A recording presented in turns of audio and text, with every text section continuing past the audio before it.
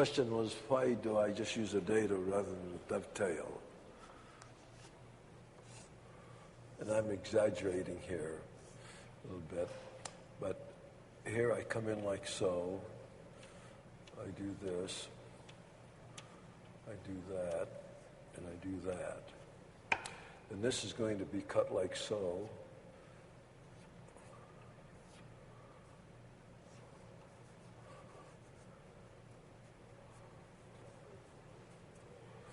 Can you see that? Then I make this a dovetail, so this is what happens. That's a very weak joint right there. Very, very weak. Okay? And then what I do, though, when I make a big, big table, and the largest table I've made that way is about 12 foot in diameter. And then I up the legs and all, just according to, but then what I do when this is like so,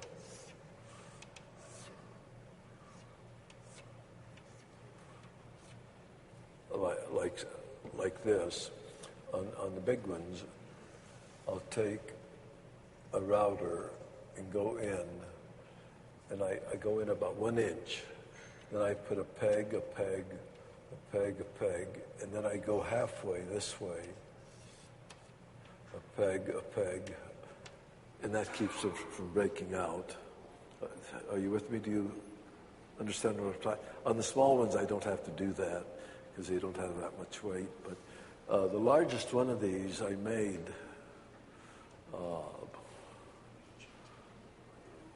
was about 10 feet, and I shipped it to,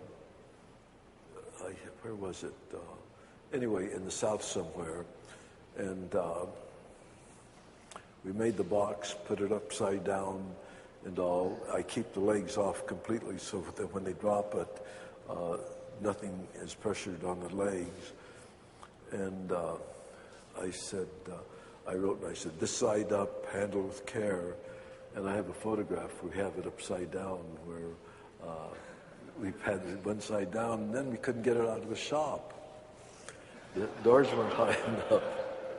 So we had to take all the doors off. I had to cut up 2 feet higher than the doors and all. So now I make everything that goes through the door and all. But there are a lot of experiences that I've had that were sort of dumb. But if you don't make mistakes, you don't learn. See, this little table doesn't have it because it's so small. But I go across here. Then I put a spline in. Okay, and then I put 2 pegs in. Then I do it this way, but I only go halfway through. Okay? And it makes a nice design, too, if you lay on your back to look at it. But you can see what you can do. I don't throw anything away because I make tables all different sizes. And you throw that away, throw this away. And you see how the dado is. And then you see here how this fits in. This just slides in, I hope, like that. And then this one here.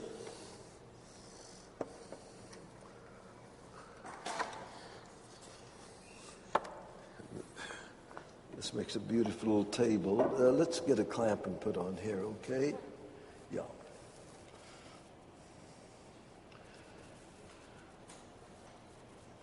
I'll do a drawing of this so you know how to do it.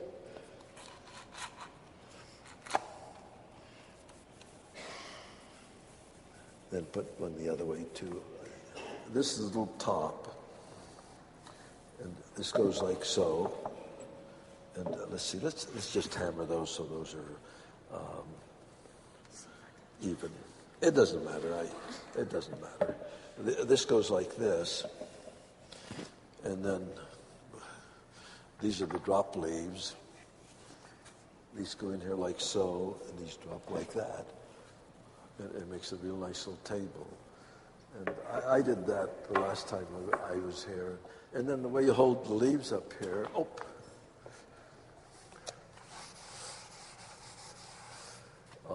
these are the legs here, like so. And then I make a little box that goes here like so, and one over here.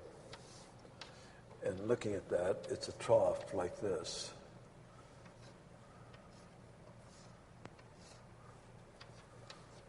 Are you with me here?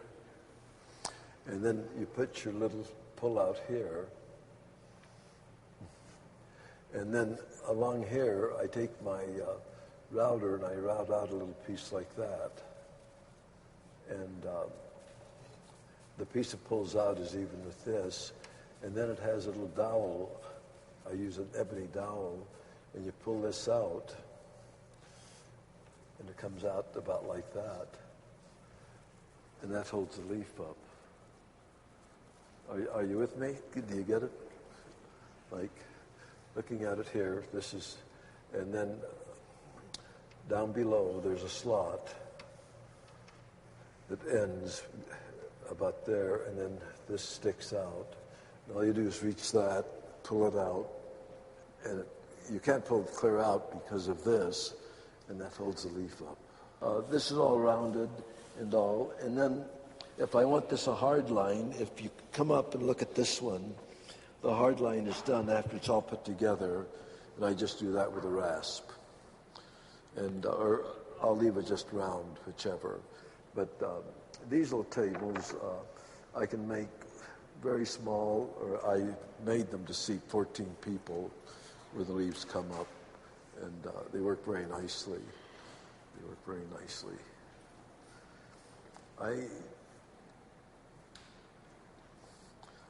Well, yeah, I'll show you another one that I make too.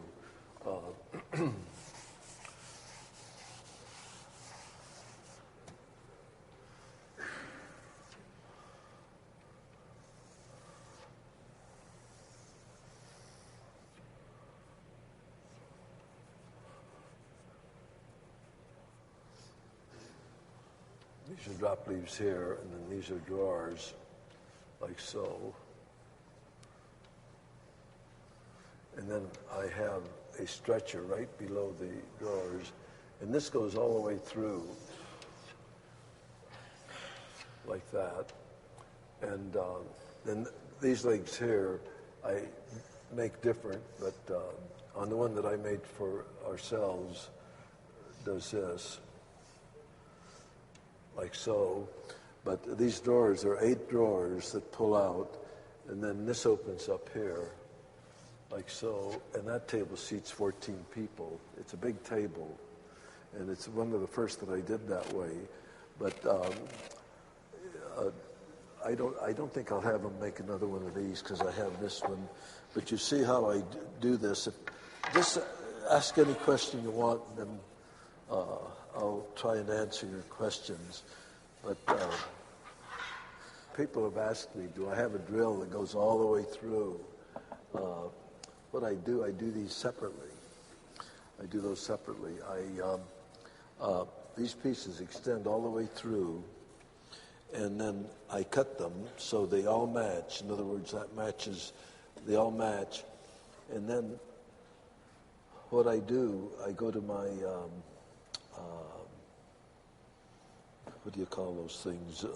Anyway, I have a machine where I can drill the holes, and I go in over halfway, tip it over, do the other hole. And these are all pre-drilled before I glue it together. Are you with me? And this is all finished. These are all sanded round. And, oh, no, it's all right. No, it's all right, sweetheart. I don't know which one goes where. Let's see here.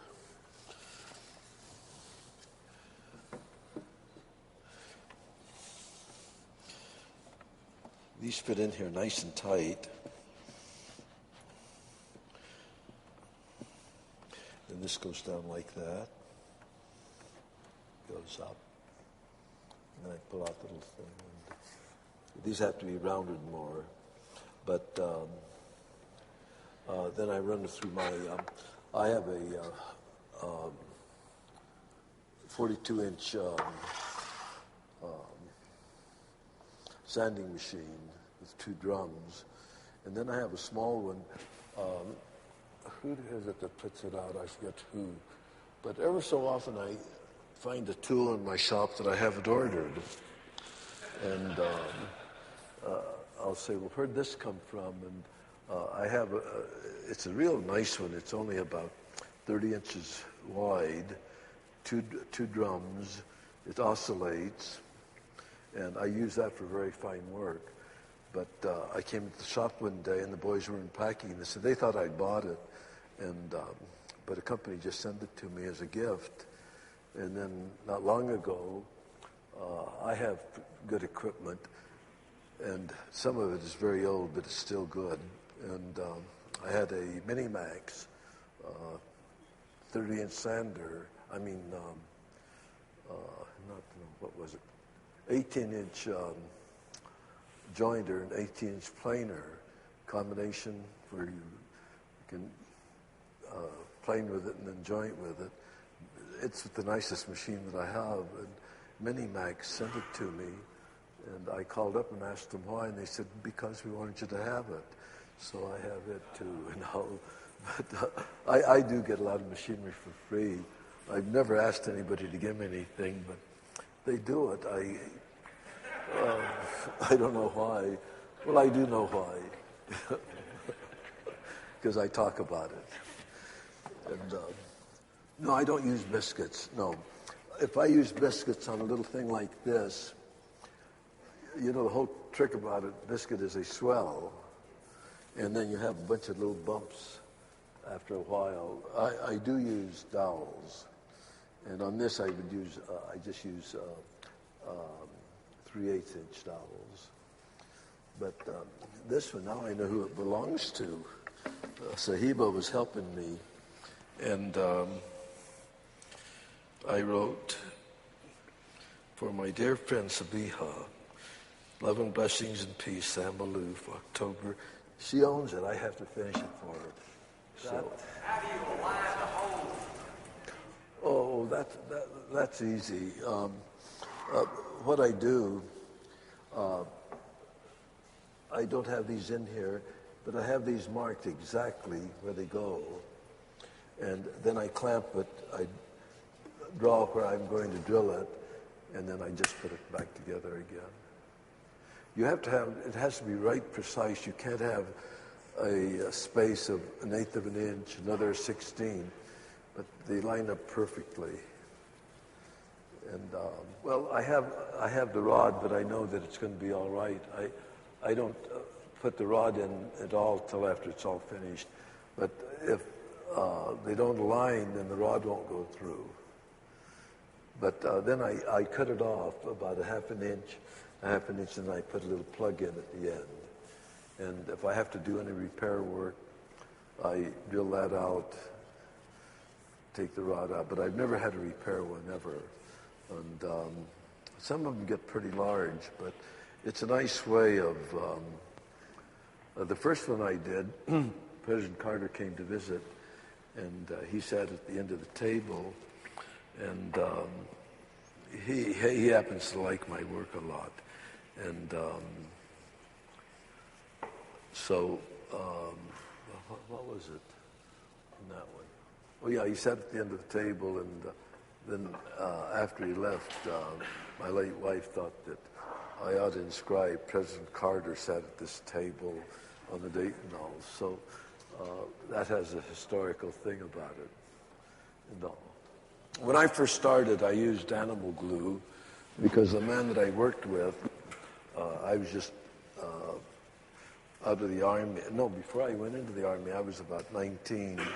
And he had a wonderful shop, and I was doing graphic arts a block away. And I walked down the alley one day, and I saw what they were doing, and I was fascinated. And I'd sort of lean against the garage door that was open and look in. It was a big shop. Well, it was a large shop, but only 2 people working in it. And he never said a word to me. He never said, well, come on in, look around. But I was fascinated. And the company I was working for was doing a big exhibit in Tulsa, a big oil show. And I did a display about as long as a stage. And I needed a bandsaw to cut out letters that were about 3 feet high. And I didn't know how to cut them out. Well, I didn't want to do it by hand. So I went over to the shop to ask if I could borrow their bandsaw, and he wasn't there, but the fellow that worked for him says he's always got a very bad humor. I wouldn't ask him, he'd just say no to you. And he said that as this man walked in, and he said, can I help you? And I told him what I was doing, and he said, oh, sure, have you used a bandsaw? And I said, oh, sure, I know how to use a bandsaw. I didn't even know what a bandsaw was. And so I did this huge display, and he came over to see it. And it won first prize at the Tulsa Oil Show, and he asked if I'd like to work for him. He'd graduated from Caltech, and he was the only industrial designer that I knew that could actually make what he designed. And I went to work for Harold, so he was my first tutor. And then I went into the Army, and because I knew how to draw and I knew how to do engineering drawing and all, and they saw some drawings that some cartoons that I'd done. I just about went to work for Walt Disney, and my mom wouldn't let me. She said there were too many bad women in Hollywood. And I didn't know what a bad woman was. I didn't know what anything was.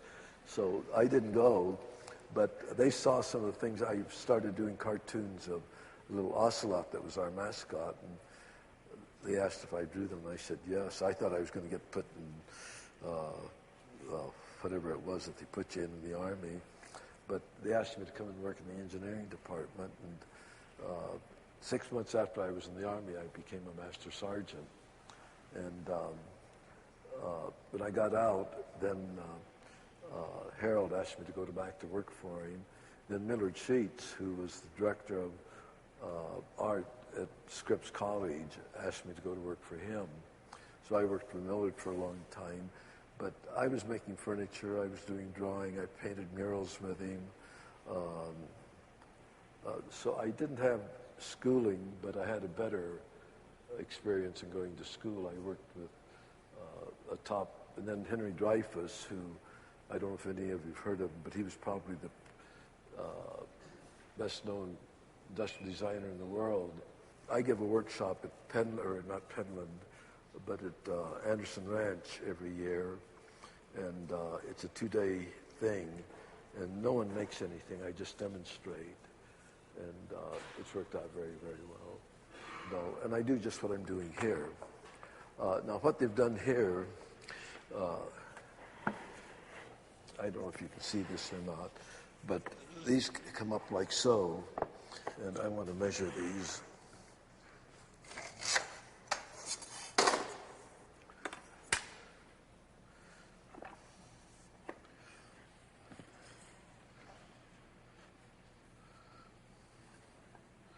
Just give me a clamp here, would you please? Let's just do it here like that, and then. Yeah.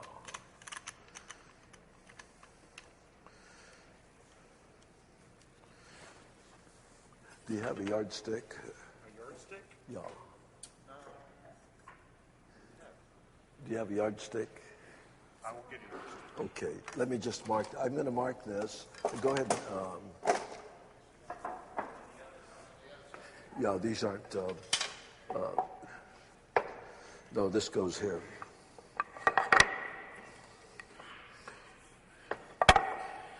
This goes here. Yeah. This is what you have to be very, very careful on.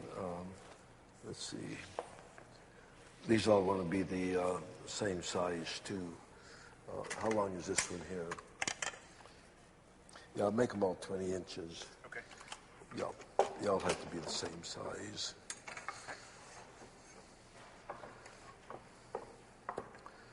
Just set your fence and cut them at 20 inches. Now I'll show you, this will go real fast, and I'll show you how I scoop it out, and it'll only take me minutes to do, and you take most of your wood out. And David, the young man, he was only about 19 when he came to work for me, and I said, David, scoop these out for me, would you? And I explained how you did it, and I showed him how to do it. And he says, well, what if I ruin them? And I said, you probably ruin 6 or 7 of them before you get onto it, because after I do what I'm going to show you how I do it, we take a 6-inch disc sander and smooth them all out. Then we end up with a very small one with about 250 sandpaper in them. Then we finish them by hand. And when I'm talking about that, I'm talking about the scoop here, all of this in here. And David does those for me. And I do all the easy work, really. What's the size of your rough blade? I have a 32-inch planer. What's the rough size of the seat of the chair? Oh, it's about 20 by 20. Yeah, for the small one, it varies on the size of the thing. Then when I do a settee, that's just double that. And people wonder why it doesn't break in the center, but the back controls the whole thing. I've made maybe 100 of those, and I've never had one break on me at all. And but I've not made I haven't made a 3-seater, but I've made a 3-seater out of upholstering it, and I always have a center leg in the front and in the back. But they take I run a dowel, about a 3-inch dowel in them, and you just can't break them.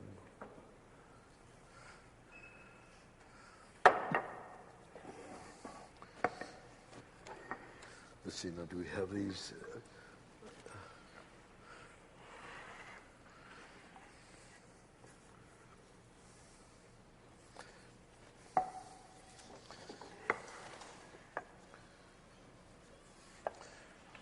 Let's just and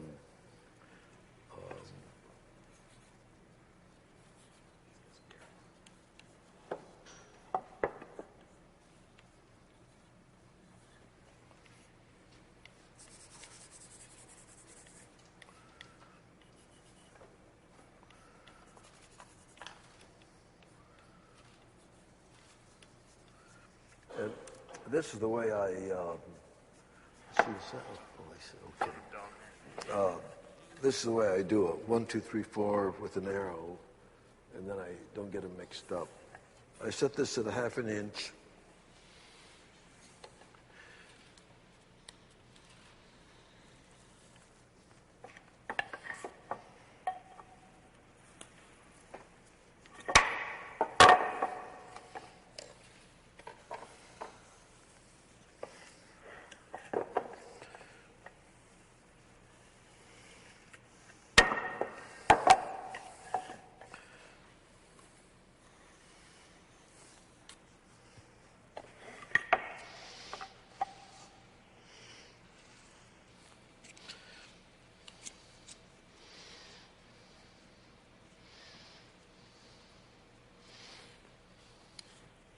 Then I put these back together like so.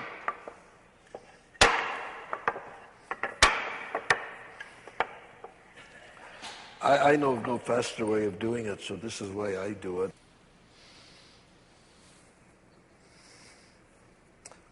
Let's clamp these up here now.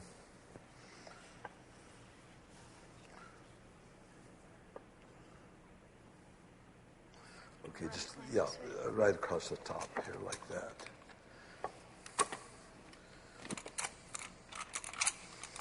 Okay, go ahead and clamp them.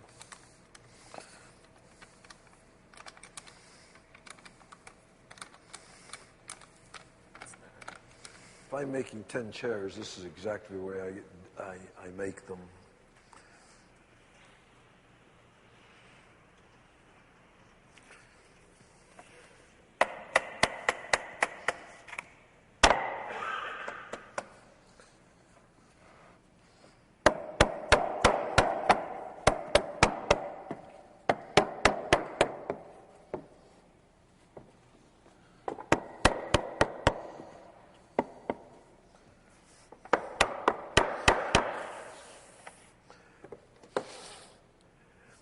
I set this at, this is set at 3 inches, and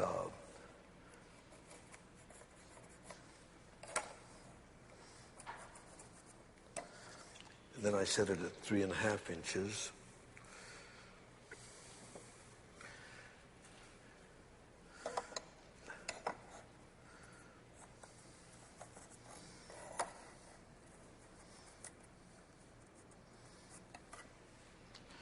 Then I want 2 more inches here.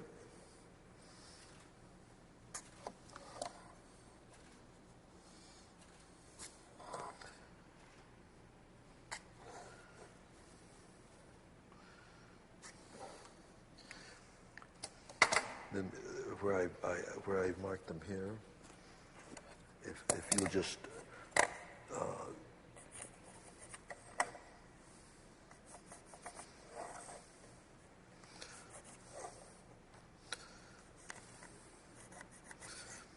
draw a line on the other side. Would you do that for me? Now, let me show you what I've done here.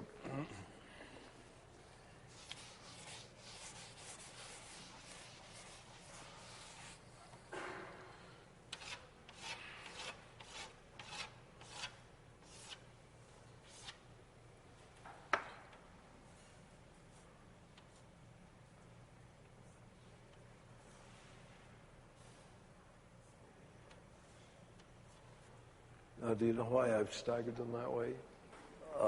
If these are on a line, it might want to do this or do this. This one fights that one fights this one. So I stagger them, so I don't have a straight line of dowels. Are you with me on that? Okay, she's marking them. And then back here, where I do this,